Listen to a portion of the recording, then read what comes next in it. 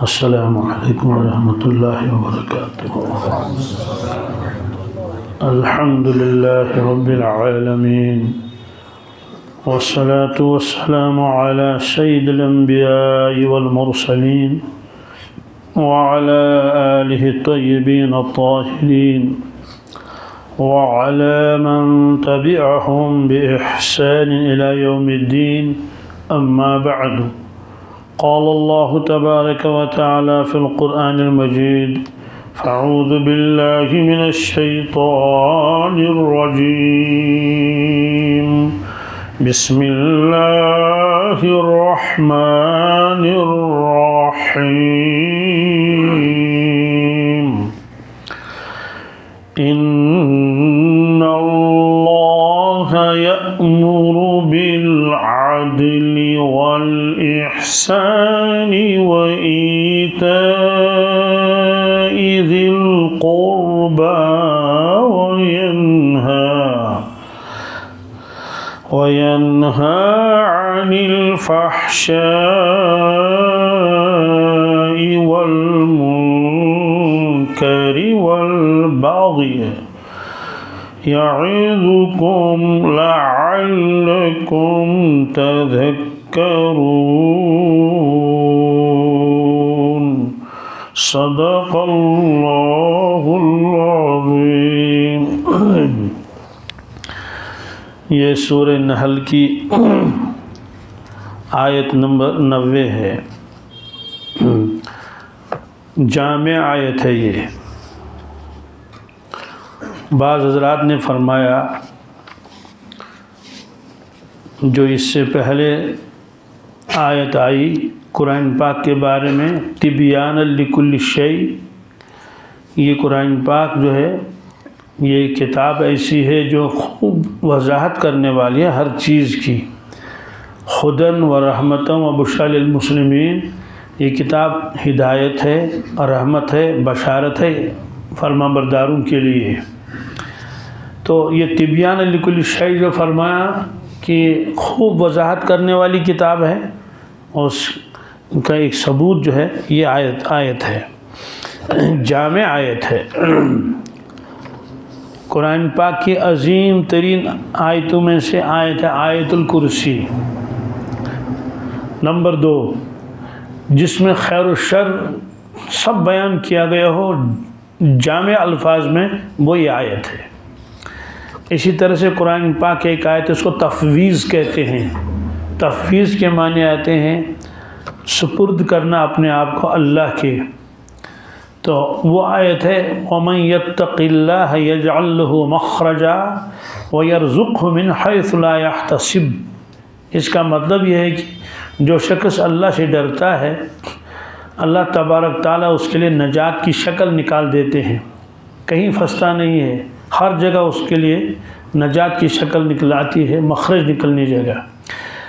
اور وَمَن يَتَوَكَّلْ عَلَى اللَّهِ فَهُوَ حَسْبُهُ، اور فرمایا رزق اس کو دیتا ہے ایسی جگہ سے جہاں اس کو گمان بھی نہیں ہے، اور جو اللہ پر بھروسہ کرتا ہے تو اللہ تعالیٰ اس کے لیے کافی ہے۔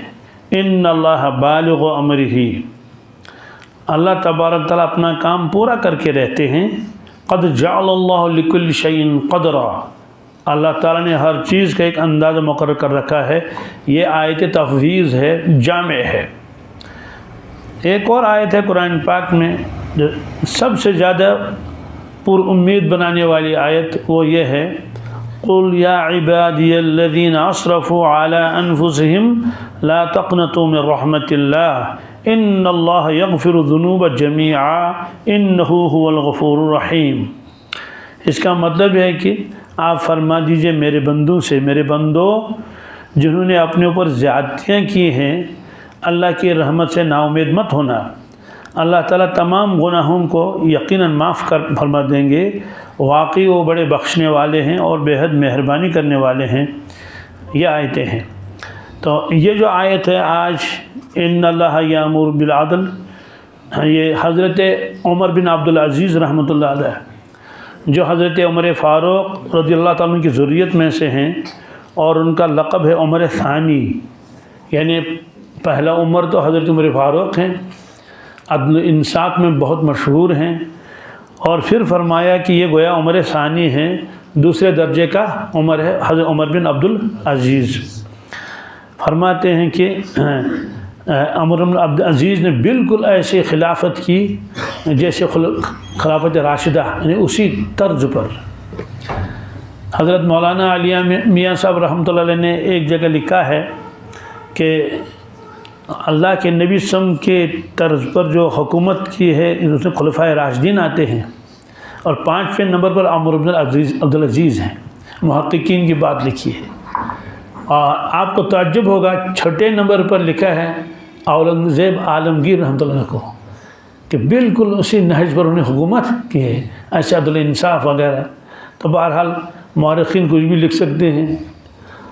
تو یہ ہے حضرت عمر بن عبدالعزیز نے اس آیت کریمہ کو جامعیت کی وجہ سے خطبے اور عیدین اور جمعہ کے خطبے کے اندر درج فرمایا، اور تمام اماموں کو اور خطیبوں کو حکم دیا کہ اس آیت کو اپنے خطبے کا جز بنا لیں۔ آپ حضرات کو بھی ذہن میں ہوگا جب جمعہ کی نماز پڑھ لیتے ہیں تو آخر میں عام طور سے خطیب حضرات یہ پڑھتے ہیں ان اللہ یامر بالعدل والاحسان وایتاء ذی القربى وینہی عن الفحشاء والمنکر والبغی یعظکم لعلکم تذکرون۔ اب اس آیت کو سنتے سنتے جو اب عوام کو بھی آیت یاد ہو گئی ہے۔ سوال اس آیت کی کیا خصوصیت تھی کہ آپ نے فرمایا کہ اس کو اپنے خطبے کا جز بنا لو؟ تو وہ یہی ہے کہ اس میں خیر و شر کی ساری چیزیں آ چکی ہیں کہ یہ چیزیں خیر ہیں، یہ چیزیں شر ہیں۔ تو خیر کا حکم دیا اللہ تعالیٰ نے، اس کو اختیار کرو، اور شر سے بچنے کا حکم دیا اللہ تعالیٰ نے۔ تو یہ جامع ترین آیت ہے، بہت جامع۔ اور حضرت عثمان ابن مظعون فرماتے ہیں رضی اللہ تعالیٰ عنہ کہ یہ بہت قدیم الاسلام ہے، 14ویں نمبر پر اسلام قبول کیا تھا۔ تو فرماتے ہیں کہ اسی آیت کی وجہ سے میں اسلام میں داخل ہوا، اور مجھے اللہ کے نبی سے بہت محبت ہو گئی۔ اور اسی طرح سے ایک صحابی فرماتے ہیں میں اس وقت حضور صلی اللہ علیہ وسلم کی خدمت میں تھا کہ جب آپ کے اوپر وحی نازل ہوئی، اور آپ نے پھر یہ آیت ہم کو سنائی، اور پھر یہ بھی فرمایا کہ اللہ تعالیٰ نے مجھے حکم دیا کہ اس آیت کو سورہ نحل جو ہے، سورہ نحل فلاں جگہ پر اس آیت کو درج کر لو، کیونکہ قرآن پاک جب نازل ہوتا تھا تھوڑا تھوڑا، یہ نہیں کہ سورہ یاسین سارا ایک ہی دفعہ نازل ہوا۔ چھوٹی صورتیں تو نازل ہوئی ایک دفعہ، جیسے قل هو اللہ احد، اس کی قسطیں تھوڑی ہوئی، علم ترى لیلاف، یہ صورتیں چھوٹی چھوٹی ایک ساتھ نازل ہوئیں، لیکن باقی صورتیں ایک ساتھ نازل نہیں ہوئیں۔ باقی جو بڑی صورتیں ہیں وہ مختلف اوقات میں۔ پھر اللہ کے نبی صلی اللہ علیہ وسلم کاتبوں سے فرماتے تھے کہ اس آیت کو فلاں صورت میں لکھ دو۔ اس کا ثبوت یہ بھی ہے اقرأ بسم ربک الذی خلق، یہ ایک دفعہ نازل نہیں ہوئی ہے، شروع کی 5 آیتیں نازل ہوئی، اس کے بعد بہت زمانے کے بعد باقی صورت نازل ہوئی، لیکن جب نازل ہوئی باقی تو پھر اس کو جوڑ دیا، تب پوری صورت بن گئی سورہ اقرا۔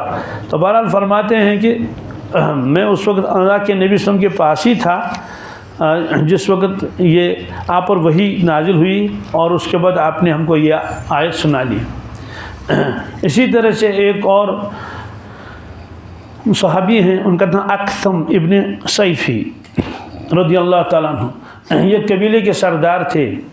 انہوں نے اپنے قبیلے والوں سے مشورہ کیا کہ میری رائے یہ ہے کہ میں خود چلا جاؤں محمد صلی اللہ علیہ وسلم کی خدمت میں، تھوڑا معلومات کر لوں۔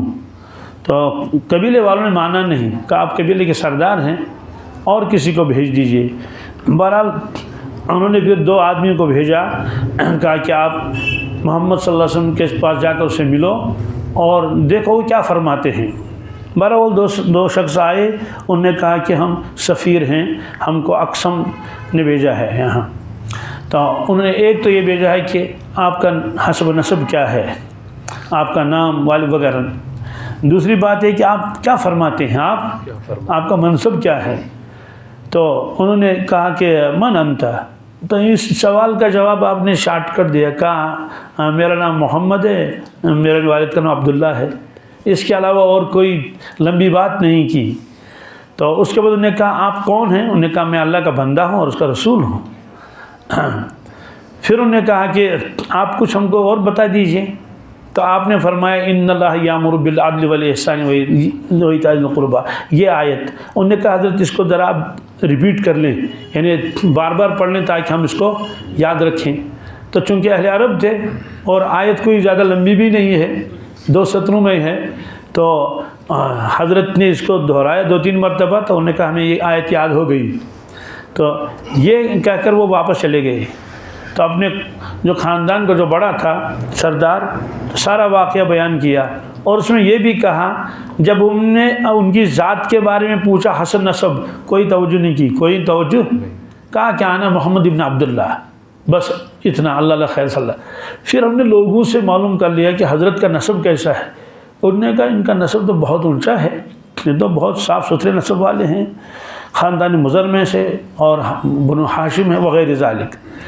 تو جو سردار تھا ظاہر سی بات ہے جانتا تھا کہ عربی ان کی زبان تھی، تو اس آیت کو جب انہوں نے سنا تو حیران ہو گیا، کہنے لگے کہ لوگوں یہ پیغمبر بہت ہی عمدہ اور اعلیٰ اخلاق کا حکم دیتا ہے اور تمام برائیوں اور رذائل سے، برے اخلاق سے روکتے ہیں، اس لیے ان کا دین قبول کرنے میں جلدی کر لو۔ پھر ایک عجیب جملہ کہا سر بنو دم مت بنو، سر بنو، کیونکہ سر تو سامنے ہوتا ہے نا، تو دم تو پیچھے ہوتی ہے ان کی جانوروں وغیرہ کی۔ مطلب تو یہ ہے کہ پہل کر لو، کیا کر لو، ایسا نہ ہو کہ اور لوگ پہل کریں اور ہم بعد میں جائیں۔ تو بہرحال یہ ہے۔ اب اس آیت کریمہ میں کیا ہے، اس کا سیدھا سادہ ترجمہ تو یہ ہے، ان اللہ یامر، اے لوگوں اللہ تعالیٰ حکم دیتے ہیں، بالعدل، عدل انصاف کا، والاحسان، احسان کا، وایتاء ذی القربی، اور اللہ تعالیٰ حکم دیتے ہیں قرابت داروں کو دینے کا، وینہی عن الفحشاء، اور روکتے ہیں اللہ تعالیٰ تمام برائیوں سے، برے کاموں سے، والمنکر، تمام گناہوں سے، والبغی، اور ظلم سے، یعظکم، اللہ تم کو نصیحت فرماتے ہیں، لعلکم تذکرون، تاکہ تم اس نصیحت کو حاصل کر لو۔ 6 چیزیں ہیں اس میں، کیا ہے؟ 3 چیزوں کا حکم دیا، عدل کا، احسان کا، اور قرابت والوں کو دینے کا۔ 3 چیزوں سے روک دیا، فحشاء سے، منکر سے، اور ظلم سے۔ آخر میں فرمایا کہ یہ نصیحت ہے، اس نصیحت کو قبول کر لو۔ تو پہلا لفظ جو اس میں آیا وہ آیا لفظ عدل۔ کیا؟ عام طور سے اردو میں اس کا ترجمہ کیا جاتا ہے انصاف۔ کیا؟ انصاف۔ ہاں، عدل کا ایک جز انصاف بھی آ جاتا ہے، لیکن عدل اصلہ اس کا مفہوم بہت وسیع ہے، اس کا مفہوم بہت وسیع ہے۔ تو یہ عدل جو ہے اس کا اصل مطلب ہے کہ برابری۔ کیا؟ جی، عدل، برابر کرنا کسی چیز کو۔ کیا مطلب ہے؟ کہتے ہیں جس میں افراط تفریط نہ ہو، کیا؟ کمی زیادتی نہ ہو، برابر ہو۔ اہل عرب جب اونٹ کے اوپر بوجھ بھرتے تھے یا گھوڑے کے اوپر یا کسی کے اوپر سامان، ایک تو انسان خود سوار ہو تو الگ مسئلہ ہے، جب سامان بھر لیا اس کے اوپر، گیہوں ہے، گندم ہے، کچھ بھی چیزیں، تو وہ جو دونوں طرف کے بورے ہیں وہ برابر ہونے چاہیے۔ کیا؟ اگر ایک بورے میں 100 کلو ہے، دوسرے میں 50 ہے، تو اس کو تکلیف ہوگی، کیونکہ اس کا وزن برابر نہیں رہے گا۔ وہ جب چلے گا تو یوں چلے گا، یوں چلے گا۔ کیوں؟ ایک بورے میں زیادہ ہے، دوسرے میں کم ہے۔ میں نے خود دیکھا ہے، آپ نے بھی دیکھا ہوگا، ہمارے علاقے میں وہ گھوڑے والے لاتے ہیں لکڑیاں جنگل سے، تو ظاہر سی بات ہے ترازو سے تو تولتے ہی نہیں، بس ایسے ادھر سے ایک بھر لیا، ادھر سے لکڑیاں اس کو بند کر کے، تو 2 آدمی آتے ہیں، وہ اٹھا کے اس کے اوپر ڈال دیتے ہیں۔ تو لکڑیوں کا ایک گٹھا سا اس طرف کو رہتا ہے، اس طرف۔ اب جب وہ دیکھیں گے کہ گھوڑا چل رہا ہے لیکن ایک طرف لکڑی کا وزن کچھ کلو زیادہ ہو گیا ہے اور دوسرے میں کم، تو وہ جب چلتا ہے تو اس کو یوں ہوتا ہے، تو کیا کرتے ہیں، وہ ایک پتھر اٹھاتے ہیں اور جس طرف وہ کم ہے اس پر پتھر رکھ لیتے ہیں، حالانکہ وہ پتھر بیکار ہے، وہ پھر پھینک دیتے ہیں جہاں وہ جاتے ہیں، لیکن وہ اس کو برابر کرنے کے لیے، تاکہ اس کی جو بیلنس ہے یہ برابر رہے اور گھوڑے کو تکلیف بھی نہ پہنچے، حالانکہ اس میں تو اور بوجھ 2-5 کلو اور بڑھ دیے انہوں نے، تو یہ میں نے دیکھا اور بہت مرتبہ دیکھا ہے، تو اب وہ چلے گا۔ اس کا مطلب اس کو عدل کہتے ہیں، کیا؟ جس کے دونوں طرف برابر ہوں، دوسرے طرف افراط تفریط نہ ہو، کسی طرف کو بھاری ہو کسی طرف کو کم ہو۔ پھر وہ کیا کرتے ہیں اس پتھر کا؟ جس گھر والے کے وہ آنگن میں صحن میں ڈال دیتے ہیں جو خریدتا ہے لکڑیوں کو، تو وہ پتھر اٹھا کے ادھر پھینکتا ہے اور پھر لکڑیاں گرا دیتا ہے، اس کے یوں گراتا ہے، بس اللہ خیر صلی اللہ۔ تو پتھر کاہے کے لیے تھا؟ وہ صرف وزن برابر کرنے کے لیے تھا۔ تو اصل میں عدل کے معنی آتے ہیں برابری کرنا، کیا؟ ہر حقدار کو اس کا حق دینا۔ تو عدل کا درجہ اگر انصاف کریں گے، صرف انصاف، تو اس کی پوری تعریف نہیں ہوگی۔ کیوں؟ عام طور سے لوگوں کے درجے میں جب انصاف کا لفظ آتا ہے، اس کا مطلب ہے کسی کو معاف کرنا، کیا ہے؟ وان کرجس انصافی اتاج انصافی کرجس وہیں، مطلب یہ ہے کہ اس کی سزا معاف کر دو، اس کی سزا تو سزا معاف ہو گئی، گویا اس کے ساتھ انصاف ہوا۔ عدل یہ نہیں ہے۔ عدل کا مطلب ہے جو شخص جس چیز کا حقدار ہے یا جس چیز کا حقدار ہے، جس شخص کو جو چیز شریعت نے دی ہے، انعام ہو یا سزا ہو، وہ اس میں کمی نہیں آنی چاہیے، اس میں کمی نہیں چاہیے۔ تو یہ عدل یہ بھی ہے۔ تو چور کو سزا دینی ہے، یہ عدل ہے۔ اور کوئی جرم کیا ہے، اس پر کیا سزا ہے، اس کو سزا دینا، یہ عدل ہے۔ یہ معاف کرنا یہ عدل نہیں ہے۔ ہاں، اپنی ذات کے لیے کوئی آدمی معاف کر لے معاف، ٹھیک ہے، تو اس نے آپ کو کوئی نقصان کیا تھا، آپ نے کہا چلو میں نے معاف کر دیا، ٹھیک ہے، معاف ہو گیا، تو لیکن اس کو عدل نہیں کہیں گے۔ جو یہاں حکم دیا گیا عدل رکھو، ہر چیز میں برابری ہو۔ عقیدے میں بھی عدل ہونا چاہیے، کس میں؟ ہاں جی، عبادت میں بھی عدل ہونا چاہیے برابر، اور معاملات میں بھی، اور معاشرت میں بھی، اخلاق میں بھی۔ تو یہ عدل کا لفظ گویا جامع ہے۔ اب اس کی آپ مثال سمجھ لیجئے۔ قبیلہ مخزوم، ایک یہ مدینہ طیبہ میں ایک قبیلہ تھا۔ ایک خاتون نے وہاں چوری کی، بعد میں وہ پکڑی گئی، ثبوت آ گئے، اور چوری کا جو چوری کی جو سزا ہے وہ قرآن پاک میں ہے، وَالسَّارِقُ وَالسَّارِقَةُ فَاقْطَعُوا أَيْدِيَهُمَا۔ چور مرد ہو یا عورت ہو، اور جب ثابت ہو جائے اپنے تمام شرائط کے ساتھ، اس کا حکم اس کا ہاتھ کاٹو، کیا کاٹو؟ تو جب یہ معاملہ اللہ کے نبی صلی اللہ علیہ وسلم کی خدمت میں پہنچا اور کہا کہ قبیلہ مخزوم کی فلاں خاتون ہے، تو اس سے چوری کی ہے، اب سزا لگے گی، یہ تو معلوم ہے اس کی چوری کی ہے۔ اب لوگوں نے سفارش کرنی شروع کر دی، الحمدللہ۔ اب کون جائے گا سفارش کرنے کے لیے؟ تو لوگوں نے حضرت اسامہ کو تیار کیا رضی اللہ تعالیٰ عنہ۔ یہ حضرت اسامہ یہ گویا محبوب تھے رسول اللہ صلی اللہ علیہ وسلم کے، یہ حضرت زید کے صاحبزادے اسامہ ابن زید، چھوٹے تھے، جیسے حضرت حسن، حضرت حسین اسی درجے کے۔ یہی وجہ کہ کبھی کبھی آپ حضرت حسن کو رکھتے تھے ایک زانو مبارک پر، اور حضرت اسامہ کو دوسرے زانو مبارک رکھتے تھے۔ اللہ کے نبی صلی اللہ علیہ وسلم پھر یوں اپنے دونوں دست مبارک پھیلا کے دونوں کو ایک ساتھ سینے کے ساتھ لگاتے تھے، دونوں کو۔ تو پھر فرماتے تھے یا اللہ میں ان دونوں سے محبت کرتا ہوں، آپ بھی محبت کر لیں۔ تو لوگوں کو معلوم تھا کہ اسامہ سے بڑی محبت ہے رسول اللہ صلی اللہ علیہ وسلم کو۔ حضرت اسامہ جو ہے عمر میں تھوڑا کچھ فرق تھا، تو لیکن تقریباً ہم عمر تھے، ذرا زیادہ فرق بھی نہیں تھا۔ تو لوگوں نے حضرت اسامہ سے کہا کہ آپ سفارش کر لو۔ کیا سفارش کرنی ہے؟ کہ اللہ کے نبی سے جا کے کہہ دو اس عورت کو معاف کر دیا جائے، اس کا ہاتھ نہ کاٹا جائے۔ تو جب وہ آیا یہ کرنے کے لیے، تو اس موقع پر اللہ کے نبی صلی اللہ علیہ وسلم کو گویا کہ یعنی بہت اظہار ناراضگی آپ نے فرمایا کہ اسامہ تم سفارش کرنے کے لیے آئے ہو، اللہ کا حق ہے، کس کا؟ کہ پچھلی امتیں اس لیے تباہ برباد ہو گئی، جب غریب کوئی گناہ کرتا تھا تو اس کو سزا دیتے تھے، جب مالدار وہی گناہ کرتا تھا اس کو معاف کر دیا جاتا تھا کہ یہ مالدار ہے، بڑا آدمی ہے۔ تو پھر آپ نے فرمایا کہ والذی نفس محمد بیدہ، قسم اس پروردگار کی جس کے ہاتھ میں محمد صلی اللہ علیہ وسلم کی جان ہے، اگر بالفرض نعوذ باللہ من ذلک، میں ڈرتا ہوں اس جملے کو کہنے سے، اگر میری فاطمہ بھی چوری کرتی میں اس کا بھی ہاتھ کاٹ دیتا ہے۔ تم سفارش کرنے کے لیے آئے ہو، یہ اللہ کا حق ہے، کس کا؟ اب دیکھیے یہ ہے عدل، کیا ہے؟ تو اس طرح سے دنیا میں کیا ہوتا ہے، جب عدل نہیں رہتا ہے تو لوگوں کے حقوق نہیں ملتے ہیں۔ اب فیصلے کرنے والے فیصلے کرتے ہیں نا، تو کبھی مالداروں کی رعایت کر لیتے ہیں، کبھی کوئی غریب کی غربت کی وجہ سے اس کی رعایت کر لیتا ہے، کہتے ہیں عدل ہاتھ سے نکل گیا، عدل ہاتھ سے، کیونکہ لوگوں کے حقوق ان تک پہنچے نہیں۔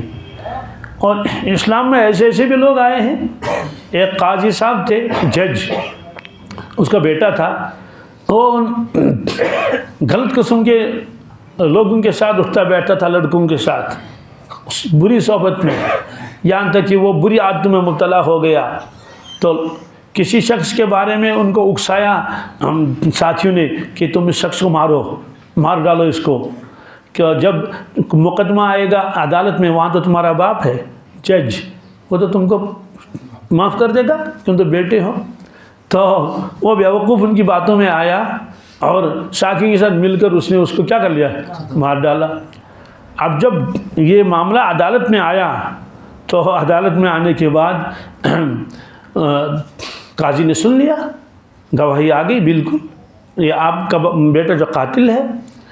تو اب انہوں نے فیصلہ کیا، کیا فیصلہ کر لیا، چونکہ یہ شرعی ثبوت پورے آ چکے ہیں اور یہ قاتل ہے، یہ قتل عمد ہے، جان بوجھ کر اس نے قتل کیا ہے، اس لیے اس کو قتل کے بدلے قتل دیا جائے۔ کیا اس کو کیا کر دیا جائے، اس کو قتل کر دیا جائے۔ تو یہ لکھا، اور لکھ بھی رہے ہیں، اس کے بعد رونا بھی شروع کر دیا، رو بھی رہے ہیں۔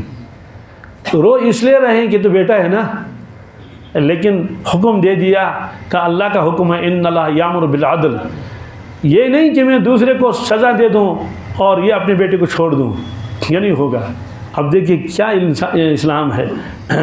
ایسے ہی جب معاملات میں وہ ہوتا ہے، فیصلے فریقین آتے ہیں، عام طور سے اس میں رعایتیں ہوتی ہیں۔ کیا ہوتی ہیں؟ یہ دوست ہے تو اس کی رعایت کر لیں گے، یہ رشتہ دار ہے۔ ہمارے ایک مفتی صاحب ہیں، وہ فیصلے بھی کرتے ہیں، کیونکہ مدارس میں دارالافتاء بھی ہوتا ہے، دارالقضاء بھی ہوتا ہے۔ افتاء اور قضاء میں فرق ہے۔ افتاء کے معنی آتے ہیں سوال کا جواب لکھ لینا، اس کے لیے فریقین کا آنا ضروری، آپ نے سوال لکھ دیا، وراثت کا سوال اس نے جواب لکھ دیا، فلاں کو اتنا ملے گا، فلاں کو اتنا ملے گا، یہ کہلاتا ہے افتاء، فتویٰ دینا، سوال کا جواب۔ اب سوال صحیح ہے یا غلط ہے، اسے کوئی بحث، تو وہ لکھتا ہے کہ اگر سوال صحیح ہے تو اس کا جواب یہ ہے۔ ایک ہوتا ہے قضاء، قضاء کے معنی آتے ہیں فریقین کے درمیان میں فیصلہ کرنا، فریقین کے درمیان میں، تو اس میں دونوں فریق کا بیک وقت موجود ہونا ضروری ہے۔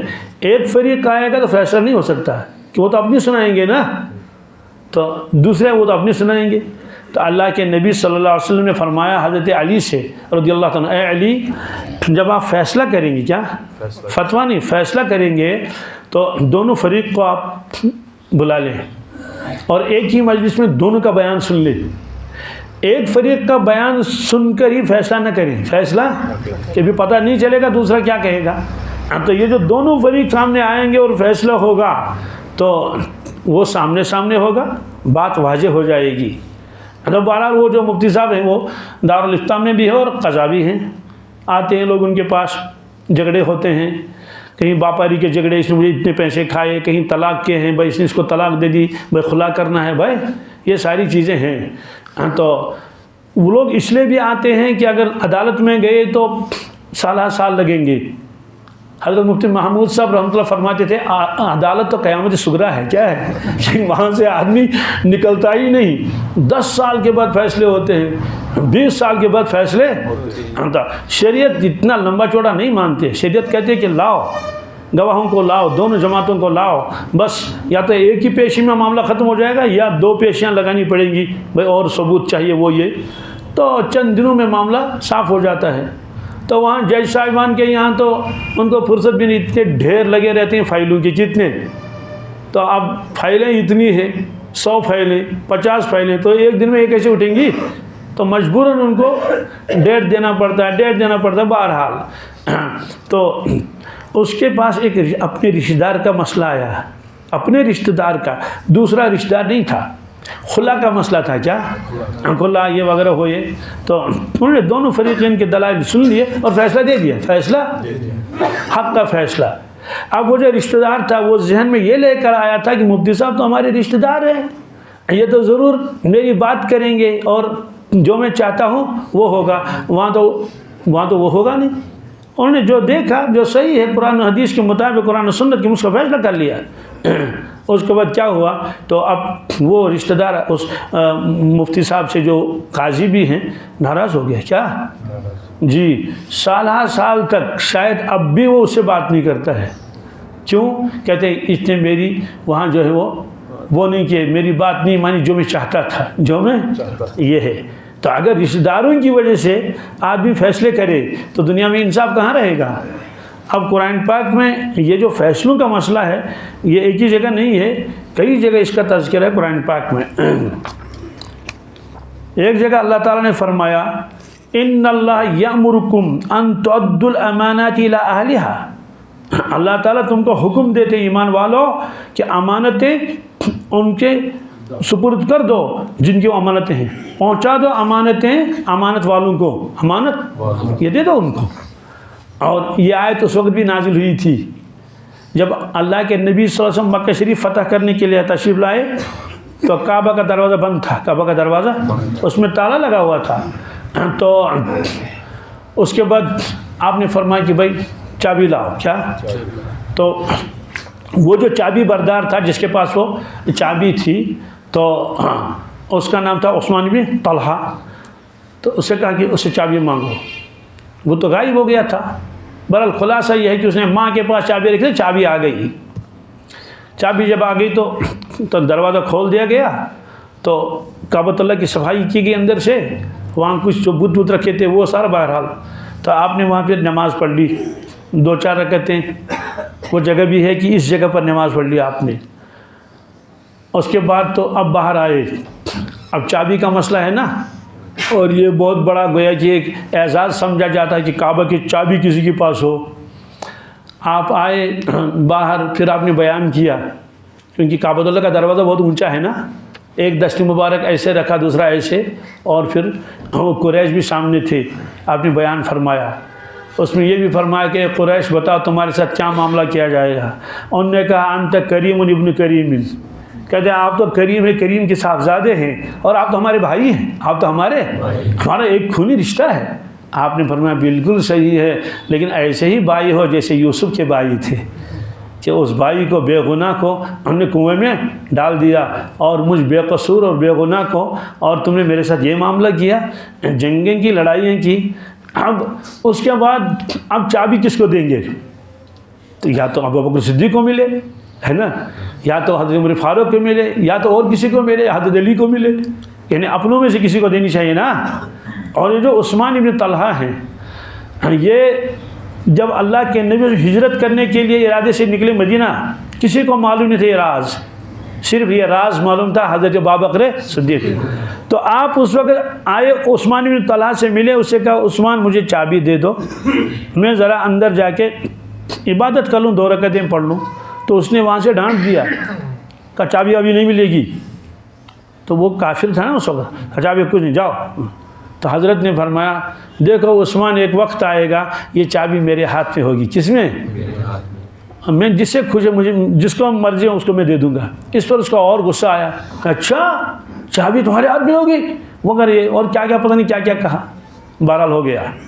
اب اس کے بعد چابی تو اللہ کے نبی کے پاس ہے نا، اب دیں گے کس کو؟ بہرحال آپ نے فرمایا عثمان کو بلاؤ. کس کو؟ اسی کو. اس کو بلایا گیا. تو آپ نے فرمایا کہ آپ کو یاد ہے وہ وقت، چونکہ ابھی تو 8 سال ہو چکے تھے. کتنے؟ 8 سال پہلے کا واقعہ، کہ جب میں نے آپ سے چابی مانگی تھی آپ نے کیا جواب دیا؟ اس نے کہا بالکل معلوم ہے، بالکل بالکل آنکھوں کے سامنے وہ منظر ہے. فرمایا کہ بتاؤ آپ کے ساتھ کیا معاملہ کرنا چاہیے، کیا یہ چابی میں دوں آپ کو یا نہ دوں؟ تو بہرحال سبوں کو معلوم ہے اس کو چابی نہیں ملنی چاہیے، اس کو چابی بالکل نہیں، اور یہ مستحق بھی نہیں ہے، نہیں دینی چاہیے جس کو، اس نے ایسا سلوک کیا ہے. بہرحال یہ لوگوں کے ذہنوں میں تھا. آپ نے فرمایا جو معاملہ آپ نے میرے ساتھ کیے وہ کر لیا، وہ میرا معاملہ دیکھو، پر یہ چابی تم لے لو. کیا؟ یہ تم چابی لے لو. اور ساتھ میں فرمایا اس چابی کو لے لو. کیا؟ ہمیشہ کے لیے. کس کے لیے؟ اس چابی کو لے لو جی. اور فرمایا جو تم سے چھینے گا وہ ظالم ہوگا، جو تم سے چھینے گا وہ ظالم ہوگا. یہ کیا معجزہ ہے، سن لیجئے. صدیاں گزر گئی، حکومتیں بدل گئی، پورے کعبۃ اللہ کا نظام حکومت کے ہاتھ میں ہے. کیا جی بجلی کا نظام، پانی کا نظام، فرش فروش کا نظام، تعمیر کا نظام سب حکومت کے ہاتھ میں، صرف چابی ان کے پاس نہیں. کیا چابی اسی عثمان بن طلحہ کے خاندان میں آج تک چلی آ رہی ہے. تو اس کو شیبی خاندان کہتے ہیں. کیا اتنی صدیاں گزر گئی، خاندان کے خاندان مٹ گئے، خاندان کے خاندان دوسرے ملکوں میں آباد ہو گئے، ہے نا. اب آپ سب صحابہ کے خاندان کو وہاں ڈھونڈنے کے ملیں گے کیا؟ کہاں ملیں گے؟ کوئی دوسری جگہ گیا بسنے کے لیے، کوئی عراق پہنچا، کوئی بغداد پہنچا، کوئی کہاں پہنچا. لیکن وہ اچھا بعض خاندان ایسے بھی ہیں ان کا فرد ہی نہیں رہا. کسی خاندان میں صرف لڑکیاں تھیں، آگے نسل ان کی چلی نہیں. لیکن یہ معجزہ ہے، اللہ کے نبی نے فرمایا کہ اس کو لے لو قیامت تک کے لیے، لے لو اس کو آگے. آج تک اس خاندان میں مرد آتے چلے جا رہے ہیں. تو چابی آج بھی انہی کے پاس ہے. تو اس لیے جب وہاں عرب کے کسی بادشاہ کو یا اور کوئی VIP ہو یا دوسرے ملک کا کوئی بڑا آدمی ہو تو ان کے لیے کھولنا پڑتا ہے دروازہ، تو اس کو فون کر لیتے. کیا جی میں نے اس کو خود بھی دیکھا آتے ہوئے، آ گیا چابی والا. ہاں تو وہ آ جاتا ہے اور وہ چڑھتا دروازہ کھول لیا، بس چابی اپنے پاس رکھ لی. اس کے بعد جب وہ گئے اندر جو بھی کرنا ہو تو بس چابی لے کے اپنے گھر جائے گا، وہ چابی اپنے ساتھ لیتا ہے. اسی طرح سے جب کعبۃ اللہ کے اندر سے وہ غسل جب اس کو دیتے ہیں تو اس کو بلایا جاتا ہے، وہ پہنچتا ہے اور اس کو غسل دے دیا. اس کے بعد کیا کرتے ہیں وہ بند کر کے چلے گئے. تو اور جو کعبۃ اللہ کی غلاف ہے بہت قیمتی ہے نا، وہ اس میں تو سونے کے تار لگے ہوئے ہیں. تو یہ تو میں نے سنا ہے، صحیح بھی ہو سکتا ہے کہ اس کا اب خاندان ہے شیبی خاندان، تو اس میں جو وہ بطور تبرک کے دیتے ہیں نا لوگوں کو، تو کتنے لاکھ ریال اس کو دیے جاتے ہیں. کس کو؟ چابی بردار کو. تو اس وقت یہ آیت نازل ہوئی، ان اللہ یامرکم ان تؤدوا الامانات الی اہلها. اللہ تعالیٰ آپ کو حکم دیتے ہیں ایمان والوں کہ امانت والوں کو دے دو. یہ چابی تم نے بطور امانت کے لی تھی. کیا تھی؟ اس لیے پچھلے زمانے سے چابیاں ان کے پاس رہتی تھی. کسی کے ذمے تھا حاجیوں کو پانی پلانا، اس کو سقایا کہتے ہیں. کیا کسی کے ذمے تھا کعبۃ اللہ کی صفائی کرنا، کسی کے ذمہ تھی کعبۃ اللہ کی تعمیر کر لینا. تو ایک خاندان کو دی تھی چابی، یہ چابیاں تمہارے پاس رہیں گی. اب بھی بہت سارے لوگ ہیں تو وہاں جو اوقاف کی چیزیں ہوتی ہیں یا کسی جگہ وہ زیارت ہوتی ہے موئی مقدس وغیرہ کی، تو وہ چابی والوں کے پاس ہوتے ہیں. اور اگر وہ مختلف خاندان ہو گئے تو ایک کے بجائے 2 چابیاں، ایک اس کے پاس ایک. بہرحال خلاصہ یہ ہے اس وقت اللہ نے یہ فرمایا. پھر فرمایا وَإِذَا حَكَمْتُمْ بَيْنَ النَّاسِ أَن تَحْكُمُوا بِالْعَدْلِ. جب تم فیصلہ کرو گے لوگوں کے درمیان تو فیصلہ کرو عدل کے ساتھ. کس کے ساتھ؟ انصاف کے ساتھ. ان اللہ نعم ما یعظکم بہ. اللہ تبارک تعالیٰ کتنی اچھی نصیحت کرتا ہے تم کو ایمان والو. ان اللہ کان سمیعا بصیرا. اللہ تعالیٰ سننے والا بھی ہے اور دیکھنے والا بھی ہے. اسی طرح سے گواہی کے بارے میں اللہ نے فرمایا کہ گواہی دے دو، سچی گواہی دے دو. اور جب فیصلے کرنے ہوں تو کسی کی رعایت مت رکھو. فرمایا یا ایھا الذین آمنوا کونوا قوامین بالقسط شہداء للہ. یہ سورہ نساء کی آیت ہے 135ویں. اے ایمان والو کھڑے ہو جاؤ، قائم رہو انصاف پر اور گواہی دو اللہ کے لیے. گواہی دو وَلَوْ عَلَىٰ أَنفُسِكُمْ. اگر وہ گواہی تمہارے خلاف ہو جائے، کیا ہو جائے؟ یعنی تمہارے اس میں نقصان ہو. اگر میں صاف بتا دوں گا گواہی تو میرا فلاں نقصان ہو جائے گا. اَوِ الْوَالِدَيْنِ. یا وہ تمہارے والدین کے خلاف ہو. کیا ہو؟ صاف بات کہہ دو. اس نے زمین خریدی ہے یا نہیں خریدی ہے، اس نے اتنے پیسے دیا ہے نہیں. آپ تو گواہ ہیں، آپ تو. اور ہو سکتا ہے آپ کے خلاف بھی وہ گواہی پڑ جائے، لیکن اس میں بالکل دے دو. اَوِ الْأَقْرَبِينَ. یا وہ گواہی تمہارے قریبی رشتہ داروں کے خلاف ہو جائے. کیا ہو جائے؟ تو کسی حال میں بھی تم اس گواہی کو چھپاؤ مت، صاف بات کہو. کبھی آدمی مالداروں کی رعایت کر لیتا ہے. آج کرو مالدار سے رعایت کیا ہمیں سوچ بوت لاگون، ہمیں سوچ بوت. ہاں اس کے پاس تو آنا جانا پڑے گا، کبھی حاجت پڑتی ہے تو مالدار کی رعایت کی، مالداری کی وجہ سے. او فقیرن. کیا کبھی رعایت کی تو وہ تو مالدار ہے، یہ تو غریب ہے، چلو غریب کی رعایت کر لیں، غریب کی اس کا بھلا ہو جائے گا۔ اللہ تعالیٰ نے فرمایا دیکھو وہ گواہی چاہے تمہارے خلاف پڑ جائے، تمہارے والدین کے خلاف پڑ جائے، تمہارے رشتہ داروں کے خلاف پڑ جائے، اگر وہ جو جس کی بارے میں آپ گواہی دے رہے ہیں اگر وہ غنی ہے، کیا ہے، تب بھی صاف بولو، مالدار، اگر وہ فقیر ہے تب بھی صاف بولو۔ تو اس کے غربت کی وجہ سے آپ یہ نہ کہو کہ جناب چلو بہرحال اس پر ترس کھائیں گے، کیا کہیں گے، ترس کھا کر چھپائیں گے گواہی کو۔ فرمایا دیکھو فاللہ اولا بہما، کیا اللہ تبارک تعالیٰ تم سے زیادہ ان دونوں کا خیر خواہ ہے، مالدار کا بھی اور غریب کا بھی، اس لیے تم ایسا مت کرو۔ فلا تتبعوا الہوا، اگر تم نے ایسا کیا اس کا مطلب ہے تم اپنی دل کی خواہش کو پورا کر رہے ہو، اللہ کا حکم پورا ان تعدلوا، یہ کہ تم عدل انصاف میں کمی کرو گے، ایسا مت کرو۔ ایسی تعلیم کہاں ہوگی؟ اپنے خلاف، والدین کے خلاف۔ تو والدین کا تذکرہ ہو گیا تو بائی چچا تو خود بخود اس میں آ گئے۔ وَإِن تَلْوُوا أَوْ تُعْرِضُوا فَإِنَّ اللَّهَ كَانَ بِمَا تَعْمَلُونَ خَبِيرًا، اور اگر تم گواہی تو دی تم نے لیکن وہ اونچ نیچ کر لیے، صاف گواہی نہیں دی، کچھ مروڑ کے آپ نے الفاظ پیش کر لیے، یا تم نے بالکل ہی نہیں دی، اللہ تعالیٰ جو تم کرتے وہ دیکھ رہا ہے، اس پر تم کو اس کا بدلہ ملے گا۔ تو اب دیکھیے اللہ تعالیٰ نے کیا فرمایا ہے کہ اگر تم نے ایسا نہیں کیا تو دنیا میں عدل قائم نہیں رہے گا۔ ایسے سورہ مائدہ میں بھی ہے، یا ایھا الذین آمنوا کونوا قوامین للہ، اے ایمان والو کھڑے ہو جایا کرو اللہ کے واسطے، شہداء بالقسط، گواہی دو انصاف کی، گواہی دو ولا یجرمنکم شنآن قوم ولا یجرمنکم شنآن قوم علی الا تعدلوا، سبحان اللہ۔ کبھی کسی قوم کے ساتھ دشمنی ہوتی ہے؟ فرمایا دیکھو اگر تمہیں کسی کے ساتھ دشمنی ہے، کسی فرد کے ساتھ، کسی وجہ سے کسی قوم کے ساتھ، یہ دشمنی تم کو آمادہ نہ کرے اس بات پر کہ تم انصاف نہ کرو، انصاف ایسا مت کرنا، عدلو، کیا انصاف کر لو، عدل کر لو، ہو اقرب للتقوی، یہ زیادہ نزدیک ہے تقوی کے، واتقوا اللہ، اور اللہ سے ڈرو، ان اللہ خبیر بما تعملون، جو تم کرتے ہو اللہ تبارک تعالیٰ کو سب کچھ معلوم ہے۔ مطلب تو یہ ہے کہ صاف صاف معاملہ کر لو، اور کسی سے دشمنی ہے تو دشمنی کی وجہ سے تم عدل و انصاف سے ہٹ جاؤ گے تو ٹھیک نہیں۔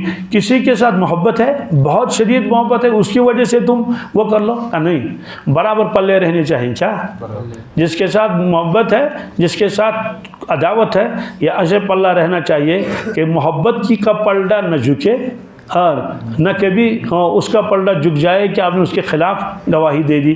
تو پہلا لفظ جو اس میں آیا اس آیت کریم میں وہ آیا عدل کا لفظ، کیا جی، تو ظاہر سی بات ہے جب ایمان والے اس بات پر رہیں گے تو دنیا میں جو ہے وہ ظلم ہوگا ہی نہیں، کیا کسی جگہ ظلم نہیں ہوگا، عدالتوں میں نہیں ہوگا، پنچایتوں میں نہیں ہوگا، برادری میں نہیں ہوگا۔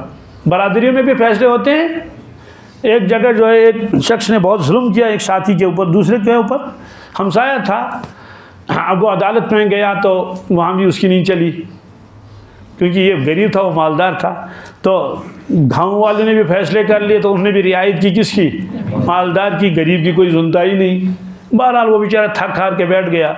تو یہی کا واقعہ ہے اپنے کشمیر کا، اور سچا واقعہ ہے۔ اس مسجد ایک ہی تھی، ظالم کی بھی اور مظلوم کی بھی، ایک ہی مسجد میں نماز پڑھتے تھے۔ بعض مرتبہ لوگوں کا حق بھی کھاتا ہے لیکن پہلے صفحے میں بھی ہوتا ہے، کیا تو اس پیپر میں تو اچھا ہے لیکن اس پیپر میں تو بیچارہ فیل ہے۔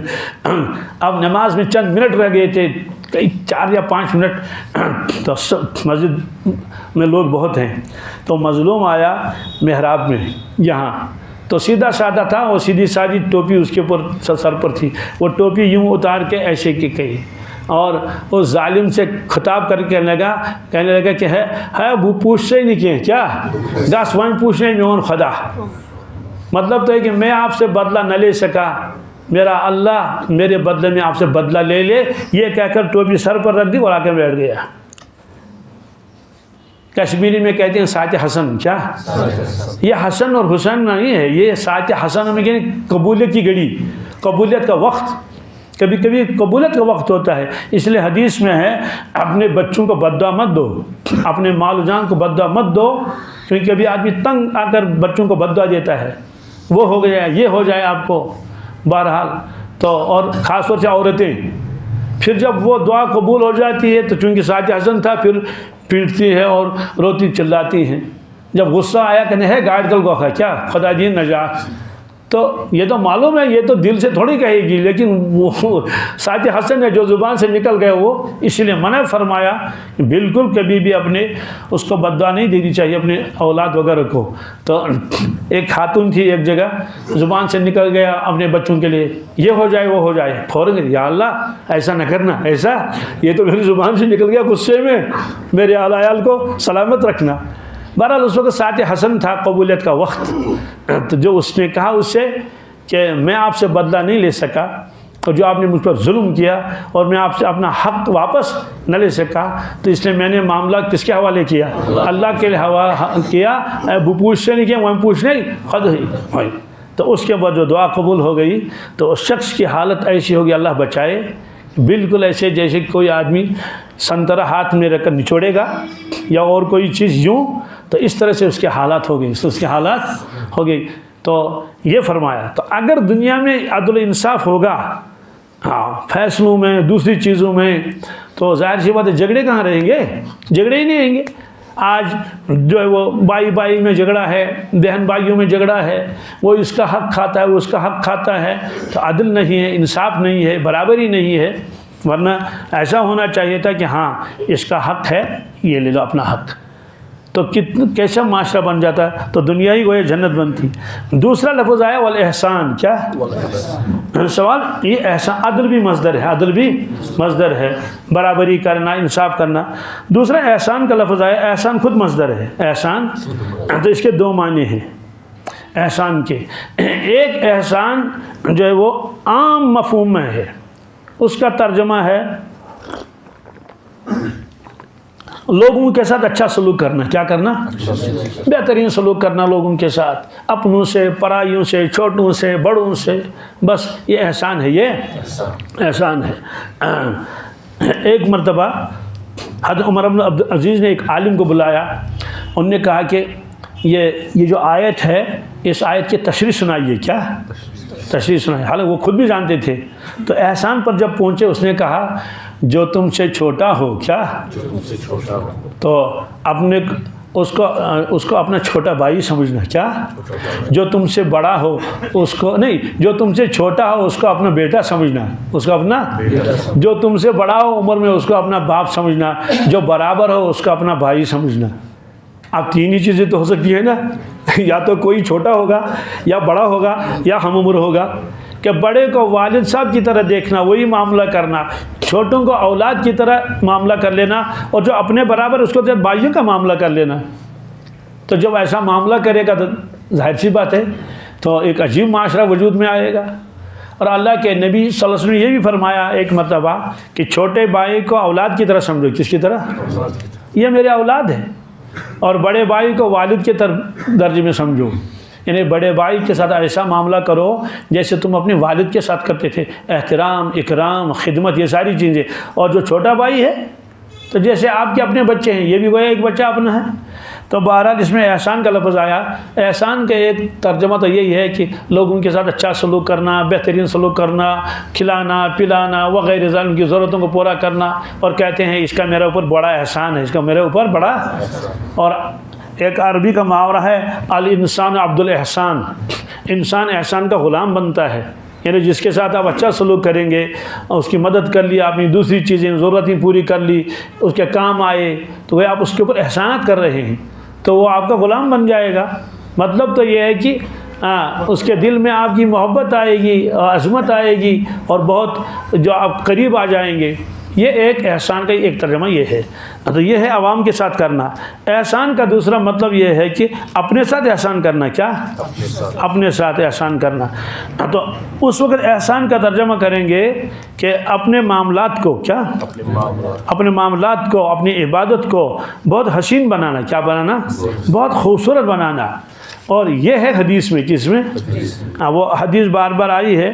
وہ یہ ہے کہ ایک شخص اللہ کے نبی سے خدمت میں آیا اور کالے بالوں والا، سفید کپڑوں والا. وہ آ کے بالکل قریب میں بیٹھا اللہ کے نبی صلی اللہ علیہ وسلم کے.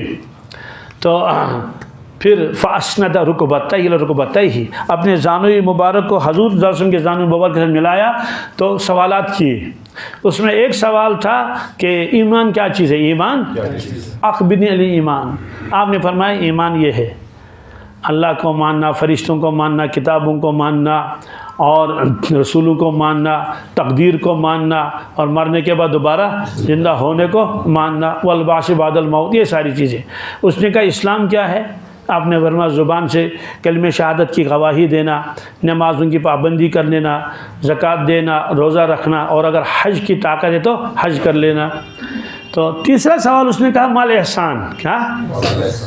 اس سے معلوم ہوا کہ وہ عام احسان نہیں پوچھتا تھا.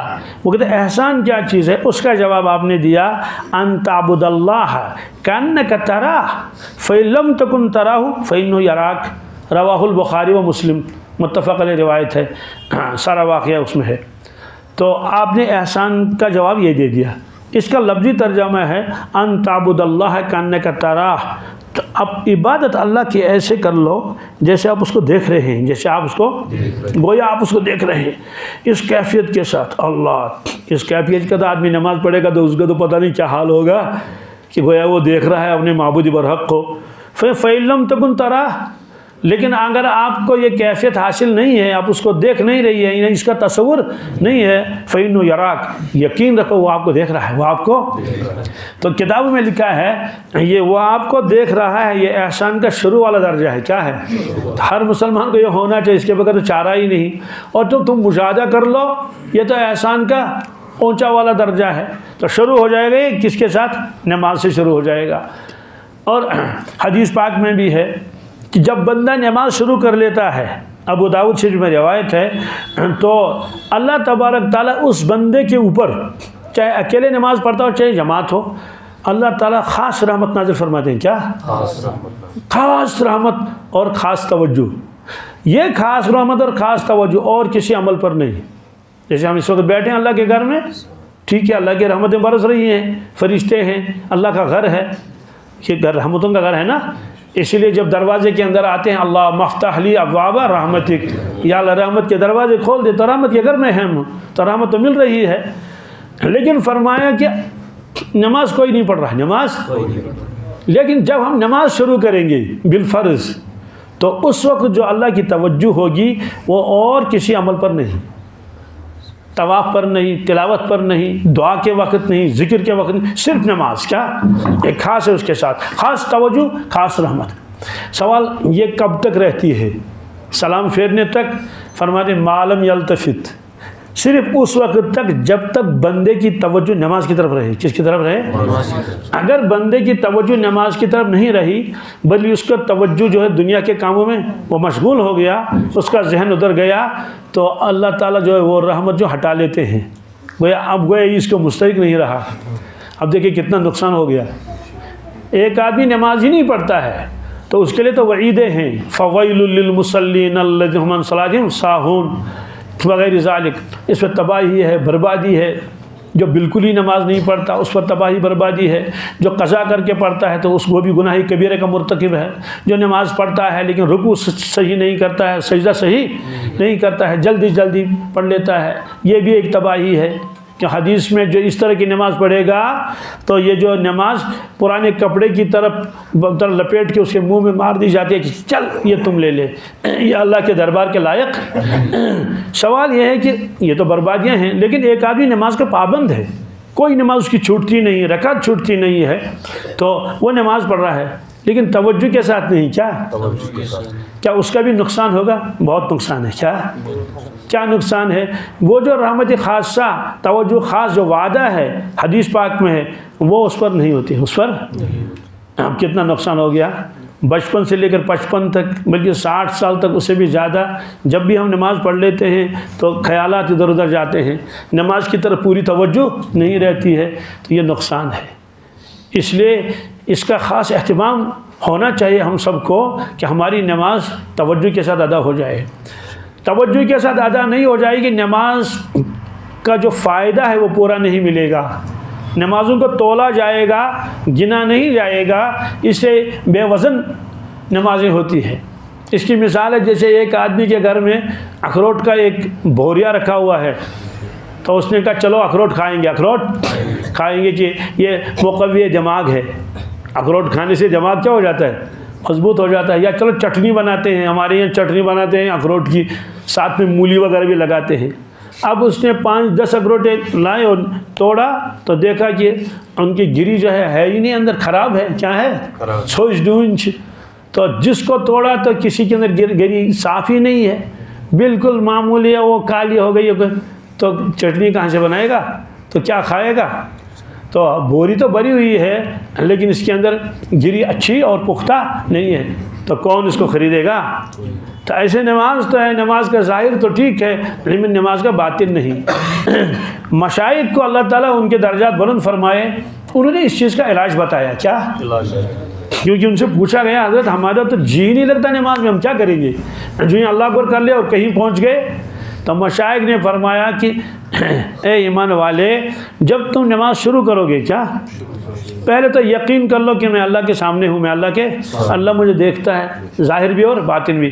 جب نماز شروع کرو گے تو پوری توجہ نماز کی طرف لینا، جو تم الفاظ پڑھتے ہو، ذکر کرتے ہو، رکوع میں پوری توجہ دینے کو ہے، پورا عاجزی انکساری کے ساتھ، تو کہ میرا اللہ مجھے دیکھ رہا ہے، یہ ہے نا، تو یقین رکھو میرا اللہ مجھے، تو پورے میرے ظاہر باطن کو۔ اور اگر آپ نماز شروع کر لی آپ نے اور توجہ اور کہیں گئی، تو تصور کر لینا اللہ تعالیٰ مجھے پکار رہے ہیں اور کہیں اے میرے بندے، آپ نے نماز شروع کی تھی اور میں آپ کی طرف متوجہ تھا، رحمت خاصہ، آپ کہاں کھیت میں پہنچ گئے؟ آپ کہاں کھیت میں پہنچ گئے؟ آج کاشت پاٹ ونن تسکت گو گاس لون نکت گو بیگو کھاد تراؤنی بیگو دوا چھٹنی بیگو، ہاں آپ کہاں پہنچے؟ بازار میں پہنچ گئے، دنیا کے کاموں میں۔ اے میری بندی، آپ نے نماز شروع کی، میں نے توجہ آپ کی طرف کی، آپ کہاں روٹیاں پکانے میں لگ گئی خیالات میں، اور آپ کہاں جو کپڑے دھونے میں شروع ہو گئی، اس مشغول ہو گئی؟ واپس آ جا۔ کیا یہ گویا کہ ایک تصور میں کرنا ہے کہ واپس آ، کیا تو دل سے کہ اللہ میں واپس آ گیا، تو جب واپس آئے گا پھر وہ رحمت اور توجہ اس کی طرف پڑ جائے گی۔ اس کا میں نے نام رکھا ہے روحانی تھرپی، کیا نورانی تھرپی۔ کیا جو تھرپیاں ہوتی ہیں نا آج، تو اس کو جو وہ کیا کون سی تھرپی ہوتی ہے؟ ایک تو کیمو ہوتی ہے، دوسری والی کو ہوتی ہے ریڈیو تھرپی۔ تو اللہ تعالیٰ گویا کہ نور برسا رہے ہیں اس کے اوپر، کیا رحمتیں برس رہی ہیں اس کے اوپر، جس سے اس کا باطن جو ہے وہ نورانی ہو جائے گا، دل منور ہو جائے گا، اس کی روح میں کیا آئے گی؟ طاقت آئے گی۔ تو جو اس نے توجہ لائی پھر اس کے اوپر جو وہ نورانی تھرپی شروع ہو گئی، تو اس کی وجہ سے اس کا دل بڑا مضبوط بن جائے گا، یعنی نورانی بن جائے گا یہ۔ اور جو وعدہ ہے نماز کے اوپر وہ اس کو ملے گا۔ وہ وعدہ کیا ہے؟ ان الصلاۃ تنہا عن الفحشاء والمنکر ولذکر اللہ اکبر واللہ یعلم ما تصنعون۔ اب دیکھیے اللہ تعالیٰ فرماتے ہیں یقیناً، واقعی، سچ مچ یہ نماز، ان الصلاۃ یعنی نماز، تنہا عن الفحشاء والمنکر، اس آیت میں بھی یہی فرمایا کہ اللہ حکم دیتے ہیں کہ وَيَنْهَا عَنِ الْفَحْشَاءِ۔ تو جب اللہ فرماتے ہیں کہ برائیوں کو چھوڑ دو، بیائی کو چھوڑ دو، منکرات کو چھوڑ دو، سوال کیسے چھوڑیں گے؟ اس کا علاج نماز ہے، اس کا علاج تو ان الصلاۃ تنہا عن الفحشاء والمنکر۔ اب سوال ہے کہ یہ کون سی نماز ہے؟ یہ وہی نماز ہے جو توجہ کے ساتھ پڑھی جائے، اس کا اثر خود بخود ایسا ہوگا کہ گناہوں کی نفرت دل میں آئے گی اور نیکیوں کی رغبت دل میں آئے گی۔ اب اس آدمی کو زیادہ مجاہدہ کرنے کی ضرورت نہیں ہے، تو یہ جو آیت میں فرمائے تم یہ کام چھوڑ دو فحشاء اور منکرات کا، یہ خود بخود آدمی کو حاصل ہو جائے گا، لیکن نماز کے ذریعے سے۔ تو ایک آدمی کہتا ہے جناب میں تو 20 سال سے نماز پڑھ رہا ہوں، 30 سال سے، لیکن پھر بھی یہ فحشات اور منکرات اس میں بچ نہیں سکتا، تنہائی میں موبائل دیکھ لیتا ہوں، نماز پڑھ کے بھی آیا اور خرافات بھی دیکھ رہا ہے۔ تو اس کا جواب یہ ہے یہ جو آپ کی نماز ہے کیا، یہ اس معیار کی نہیں ہے جس پر وعدہ ہے کہ آپ کے دل میں گناہوں کی نفرت آئے گی اور نیکیوں کی رغبت آئے گی۔ تو بہرحال یہ مشائخ نے فرمایا جدوجہد لگے گی، پہلے 10% ہم کمائیں گے، کتنے؟ تو 90% خیالات، 10% توجہ، پھر 20% توجہ، پھر 30، پھر 40، پھر 50۔ گویا کہ نماز میں نے شروع کر لی تو 50% توجہ، 50% خیالات، ادھر سے بھی ایسے ہی معاملہ ہوگا کیا جی، 50% جس کو اس کے اوپر جو ہے وہ نور برسے گا، رحمت برسے گی، 50 نہیں، یہاں تک کہ کوشش کرتے کرتے 90 پر پہنچ گئے، کس پر؟ تو اگر 90 بھی آ گیا تو بہت غنیمت ہے، 10 کا تو نپ جائے گا، 10 کا تو مطلب تو کچھ نہ کچھ خیالات تو آ ہی جائیں گے، لیکن کوشش یہ کرنی چاہیے کہ میری ساری نماز توجہ کے ساتھ ہو جائے۔ پھر مشائخ نے ایک عجیب چیز لکھی ہے، اللہ کیا عقل اللہ نے ان کو عطا فرمائی، کہا کہ بہت سارے لوگوں کو دھوکہ لگ گیا۔ کیا؟ کس سے دھوکہ لگ گیا؟ حضرت عمر فاروق رضی اللہ عنہ کے قول سے۔ ان کا قول کیا ہے؟ وہ فرماتے ہیں میں نماز میں کیا لشکر کی ترتیب دیتا ہوں، لشکر کو ترتیب کہ فلاں جگہ جانا ہے، اتنے کو جانا ہے، فلاں کو امیر بنانا ہے۔ تو اس سے معلوم ہوا کہ حضرت کو تو نماز میں خیال آتے تھے اور وہ لشکر کا انتظام کرتے تھے نماز میں، کس میں؟ تو اگر ہم کو باغ کا خیال آ جائے تو کیا حرج ہے؟ اگر ہم کو کھیت کا اور ڈنگروں کا خیال آ جائے کہ بھیڑ بکریوں کا خیال آ جائے گا تو خیال تو حضرت کو بھی آئے، خیال تو ہم کو بھی آئے، تو کوئی نقصان نہیں۔ اس کا جواب دیا ہے مشائخ نے، کیوں نہیں؟ کہ دیکھو اصل میں اللہ چاہتے تھے کہ ہم عمر فاروق کے دل میں الہام ڈالیں، کیا ڈالیں؟ کہ تم یہ کام ایسے کرو اور ویسے کرو۔ تو فرما کہ اللہ تعالیٰ دیکھتے تھے کہ جب یہ نماز شروع کرے گا، کیا کرے گا؟ نماز کے علاوہ ایسا الہام حضرت کو نہیں ہوگا، نماز کے علاوہ ہوگا لیکن اس درجے کا نہیں۔ تو دیکھتے تھے جو ہی نماز شروع کرے گا تو اللہ کی جانب سے اس کے دل میں القاء کر دیا جاتا، ڈال دیا جاتا، تم ایسا کرنے، کیا کر لینا؟ تو گویا کہ وہ نماز کا ایک حصہ بن گئی، نماز کا ایک، تو اس سے اللہ کی توجہ میں اس کو کوئی فرق، اور یہ نہیں کہ پوری نماز میں اس کا یہی نہیں، وہ چند سیکنڈ ہوتے تھے یا منٹ ہوتے تھے لیکن آپ نے اس کا اظہار کیا۔ تو مشائخ نے فرمایا اس کی وجہ سے حضرت کی نماز میں کوئی کمی نہیں آئے گی، کیونکہ یہ اللہ کی جانب سے ان کے اوپر الہام ہوتا تھا نماز میں، اور ہمارا جو یہ وہ الہام کیا ہے؟ وہ تو خیالات ہیں، وہ کھیت کے خیالات ہیں۔ وہاں ایک امام صاحب نماز پڑھا رہے ہیں فجر کی ایک جگہ، تو اسے مقتدی کہتے ہیں مجھے کہے ہے امام صاحب چھوٹی نماز آج پڑھنا ہوں، پچھن سوچے بنن کیا چل جی، وہ امام سے کہتا ہے کہ امام صاحب فجر کی نماز ذرا اللہ کے واسطے ذرا مختصر پڑھا دو، کیونکہ پھر نان بھائی کے دکان پر جو ہے وہ روٹیاں ملتی نہیں ہیں کہ وہاں لوگ روٹیاں لے جاتے ہیں۔ تو معلوم یہ ہوا کہ وہ جو مقتدی پیچھے نماز پڑھ رہا ہے نا، تو وہ نماز میں جو ہے وہ نان بھائی کے دکان کے اوپر خیالاتوں میں جاتا ہے اور وہاں روٹیاں حاصل کر لیتا ہے۔ تو ظاہر سی بات ہے ایسی نماز جو ہوگی تو کھوکھلی نماز ہوگی نا۔ تو بہرحال احسان کے 2 معنی نکلے، کیا جی؟ ایک تو یہ ہے کہ لوگوں کے اوپر احسانات کرنا، اور قرآن پاک میں ہے بنی اسرائیل نے کہا تھا اس سے قارون سے، کیا؟ احسن کما احسن اللہ الیک، قارون تم احسان کرو لوگوں پر، بنی اسرائیل پر، غریبوں پر، جیسے اللہ نے آپ کے اوپر احسان کیا۔ تو گویا کہ احسان کا ایک ترجمہ یہ ہے لوگوں کے ساتھ اچھا سلوک کرنا اور غریبوں کی ہمدردی کر لینا، ہر ایک کے ساتھ بہترین سلوک کرنا، وبالوالدین احسانا، اپنے والدین کو خوش رکھنا، ان کی خدمت کرنا۔ تو احسان کا ایک مفہوم یہ ہے۔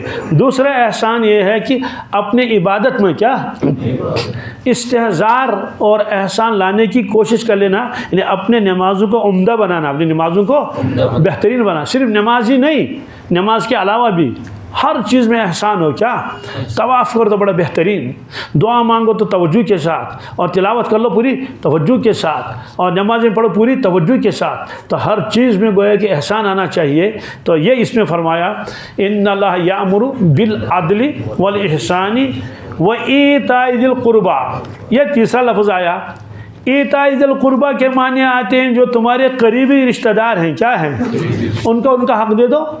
والدین کا حق ہے, چچا کا حق ہے, پھوپھی کا حق ہے, بہنوں کا حق ہے, اور جو اور قریب ہیں سب کے حق ہے. تو ان سبوں کو حقوق دے دو, ان سبوں کو حقوق جو بھی کسی کا حق ہے. تو حدیث میں ہے کہ ایک شخص خدمت میں حاضر ہوئے اور انہوں نے عرض کیا یا رسول اللہ صلی اللہ علیہ وسلم من احق الناس بحسن صحبہ. فرمایا کہ سب سے زیادہ میرے اوپر کس کا حق ہے کہ میں اس کے ساتھ اچھا سلوک کروں. آپ نے فرمایا امک کا. کیا؟ تیری ماں. تیری اس روایت میں ہے کہ آپ نے 3 مرتبہ یہ فرمایا. کیا؟ ایک روایت میں اس نے سوال کیا ثم من ثم من ثم من. بہرحال اس روایت میں من احق بحسن صحابتی, اس میں تھا بحسن صحابہ. الفاظ تو ایک جیسے ہی. قال امک کا یعنی تیری ماں کا سب سے زیادہ تمہارے حق ہے. قال ثم من, اس نے کہا حضرت اس کے بعد کون؟ قال امک کا. کیا؟ فرمایا تیری ماں. اس نے کہا ثم من, اس کے بعد تیری ماں. تیری ٹائم تو تجھے تھپا کہ 100 سوال میں سوال کریں, وہ بھی اللہ کا بندہ خاموش نہیں رہا. قال ثم من, فرمایا کہ ابوک. کیا؟ تو تمہارا والد صاحب. تمہارا. تو اس کا مطلب شارحین نے لکھا ہے کہ والدہ کا حق 3 گنا زیادہ بڑا ہوا ہے کس کے ساتھ؟ ہاں احترام میں اکرام میں تو والد بھی ہیں, لیکن جب جسمانی خدمت ہو, مالک وہ کچھ بھی ہو, تو ماں کا زیادہ خیال رکھنا, اس لیے کہ ماں تو کمزور ہوتی ہے نا, خاص طور سے جو بڑھاپے میں آتی ہے تو کمزوریاں, اور کیونکہ اس نے اتنے بچوں کو جنم دیا ہے اور ویسے فطری طور پر اس کو صنف نازک کہتے ہی ہیں. تو آپ نے فرمایا ماں کا حق, ماں کا ماں. ویسے بھی عقل بھی کہتی ہے باپ کو کیا کرنا ہے, کچھ بھی نہیں, پلاتا پالتا ہے, لا کے گھر میں رکھ دیا, لیکن اس کو روٹی کھلانا, اس کو دودھ پلانا, اس کے کپڑے دھونا, اس کی جو صاف و شفاف رکھنا, اس کو صفائی ستھرائی کرنا, اور سب سے زیادہ کہ اس کو اپنے پیٹ میں رکھنا. کس میں؟ پھر یہ ساری چیزیں, اس میں تو باپ کا کچھ بھی دخل نہیں, سب ماں کا دخل ہے. تو آپ نے فرمایا کہ اس کا ہے. ایک شخص آیا, اس نے بھی ایسا سوال کیا. آپ نے فرمایا امک ثم امک ثم امک. یہاں پیش ہے, وہاں زبر ہے. تیری ماں, اس کے بعد تیری ماں, اس کے بعد ثم اباک, پھر تیرا باپ, ثم ادناک ادناک, اس کے بعد اور قریب اور قریب اور قریب. یعنی باپ کا نمبر تو آیا, اس کے بعد چچا بھی آئے گا, مثال کے اس میں خالو بھی آئے گا, اس کے بعد خالہ بھی آئے گی, اس کے بعد چچیرے ذات بھی آئیں گے, پھوپھی ذات بھی آئیں گے, ماموں ذات بھی. یعنی جتنا بھی آپ اس کو بڑھتے رہو گے تو جتنا آگے آگے ہوتے ہر ایک کا حق آپ کے اوپر آ جائے گا. یہ آپ نے فرمایا. تو رشتہ داروں کے بارے میں ایک روایت ہے, یہ روایت جو ہے بہت اہم روایت ہے. حضرت ابو ہریرہ فرماتے ہیں, نقل کرتے ہیں, ارشاد فرمایا رسول اللہ صلی اللہ علیہ وسلم نے ان اللہ خلق الخلق, اللہ تعالیٰ نے مخلوق کو پیدا فرمایا, حتی اذا فرغ من خلقہ, جب آپ فارغ ہو گئے, جب آپ پیدا کر لیا, یعنی انسانوں کی ارواح, جسم تو ابھی پیدا نہیں ہوا تھا. تو فرماتے قالت الرحم, رشتہ کھڑا ہو گیا. کیا؟ اس کی ایک شکل دی ہوگی اللہ نے اس کو. تو اس نے کہا ھذا مقام العائذ بک من القطیعہ, یعنی یا اللہ دیکھ لیجئے یہ مقام کون سا ہے. یہ مقام ہے پناہ والے کی, جو آدمی جو پناہ مانگتا اللہ سے, مجھے بچاؤ مجھے بچاؤ. کا کس سے؟ کا رشتوں کے کاٹنے سے, رشتوں کے رشتے. تو اللہ تعالیٰ نے فرمایا کہ ہاں بالکل صحیح ہے, آپ چاہتے کیا ہیں؟ کہ میرا کیا حال ہوگا, میرا کیا حال ہوگا. آج تو کوشر ترجم کرن ناز بغیر خان پٹے ملال گستے بھی ناٹ پولیس پہ تم نے پت کتھی کریں ہو شڑو اتنا لالون تریو اپور کی زنگا پھڑ رہا ہو کیا جی تو یہ بغیر خانی سوز. تو ظاہر سی بات ہے چھوٹی چھوٹی باتوں پر آپس میں کیا ہو جائے گا, دوریاں ہو جائیں گی. وہ اس سے بات نہیں کرتا ہے, وہ اس سے بات نہیں کرتا ہے, تو ایک تو طوفان مچ جائے گا. تو اللہ نے فرمایا کہ اما ترضین, اچھا اے رشتہ آپ کو یہ چیز منظور ہے, آپ اس سے راضی ہیں؟ کہ کیا؟ کہا ان اصل من وصلک, جو تجھے جوڑے اس سے میں اپنے سے جوڑوں, اور وَأَقْطَعَ مَنْ قَطَعَكِ, جو تجھے کاٹے میں اسے اپنے سے کاٹوں گا. قالت بلا بلا یا رب، بس بس بس کافی ہے، فہو لک، یہ تمہارے لیے ہے۔ مطلب تو یہ ہے کہ اگر لوگوں نے تمہارے حقوق نہیں دیے تو یاد رکھ لینا، جو رشتوں کو کاٹے گا اس کی سزا یہ مجھ سے دور ہو جائے گی، مجھ سے میں اسے کاٹ دوں گا اپنے سے۔ اللہ تعالیٰ بچائے، اللہ سے کٹے گا تو اس کا کیا بنے گا؟ اور جو تجھے جوڑے گا اصل میں جوڑوں گا اپنے ساتھ۔ اس سے معلوم ہوا کہ وہ لوگ کتنے خوش قسمت ہیں جو رشتوں کی جوڑنے کی کوشش کرتے ہیں۔ وعنہ، انہی سے روایت ہے، عن النبی صلی اللہ علیہ وسلم قال الرحیم شجنۃ من الرحمن، فرمایا کہ رشتہ حضرت رحمان کی شاخ ہے، حضرت رحمان کی، جیسے بہت بڑا درخت ہوتا ہے، بہت بڑا درخت، اس کی شاخیں ہوتی ہیں، تو فرمایا جو رشتہ ہے یہ شاخ ہے حضرت رحمان کی۔ کیوں؟ اس کا مادہ وہی ہے، یہ پہلے بھی آیا تھا، راحامیم، رحیم، کیا؟ رحیم، اور رحمان اس میں راحامیم، رحیم، راحامیم، تو رحمان میں کچھ الفاظ علاوہ ہیں، لیکن بہرحال مادہ سبوں کا ایک ہی ہے۔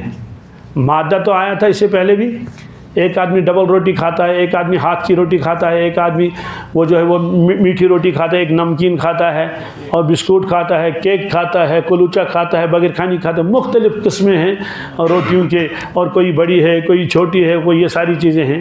تو کسی میں جس میں میٹھا ڈالا شکر تو اس میں نمکین نمک نہیں، جس میں نمک ڈالا تو اس میں شکر نہیں، جس میں گھی ڈالا تو وہ خشک نہیں، جو خشک ہے تو اس میں گھی نہیں ڈالا۔